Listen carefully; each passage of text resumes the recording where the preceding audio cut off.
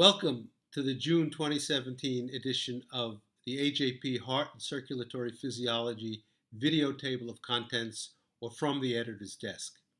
In the Northern Hemisphere, summer is upon us and the science is really heating up. There are some absolutely great articles in this month's edition. I'm excited to preview our original research and reviews here, so let's get started.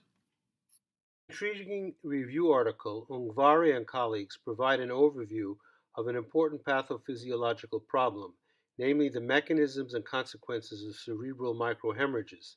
The authors review the epidemiology, detection, risk factors, clinical significance, and pathogenesis of cerebral microhemorrhages.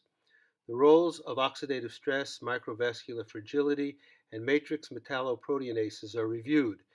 This review is pertinent for basic scientists and clinicians and will help direct rational therapies for this disorder. Zhang et al. Hypothesized that membrane cholesterol facilitates store-operated calcium entry and depolarization-induced pulmonary endothelial calcium entry, and that chronic hypoxia attenuates these responses by decreasing membrane cholesterol. They studied acutely isolated pulmonary arterial endothelial cells from control and chronic hypoxia-induced animals.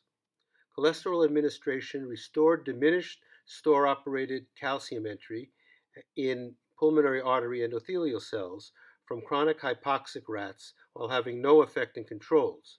The authors conclude that in pulmonary arterial endothelial cell membrane, cholesterol is required for ATP-induced calcium entry.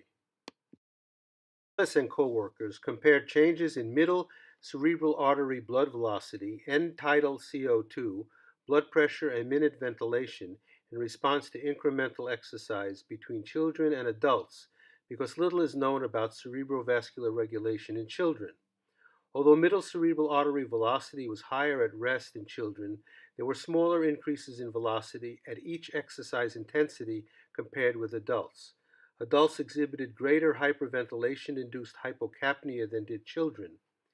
The findings that the relative increase in middle cerebral arterial velocity during exercise is attenuated in children.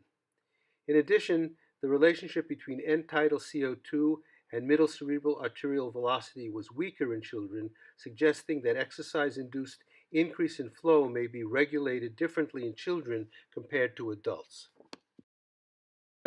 Et al. Investigated whether abdominal wall superior epigastric arterial smooth muscle cells express functional inward rectifier potassium currents and the effects of aging.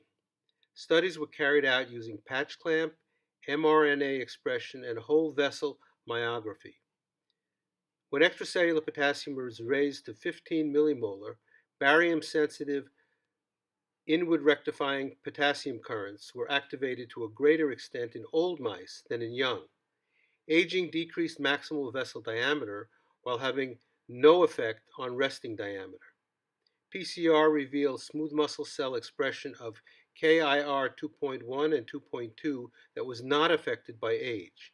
These data suggest that barium-induced constriction of SEA from young and old mice demonstrates a role for inward rectifying potassium currents in regulating resting membrane potential and vasomotor tone.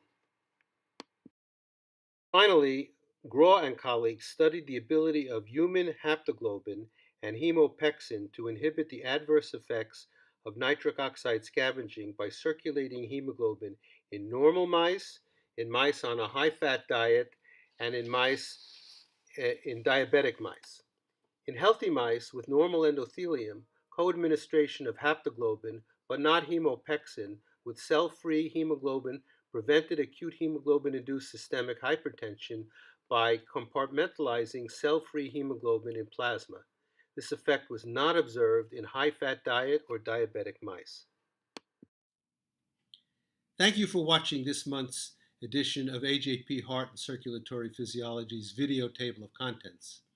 If you regularly follow the journal, I think you will notice that future issues will contain more reviews, more editorial focus pieces, along with our original research articles. Also, if you're attending the American Heart Association's Council on Basic Cardiovascular Sciences meeting in Portland in July, please stop by our booth and say hello to our managing editor, Kara Hansel-Keehan. Kara can answer your questions about publishing your work in AJP, Heart and Circulatory Physiology, and any other questions you may have about publishing in our journal. So have a great month, and don't forget to send us your best work now.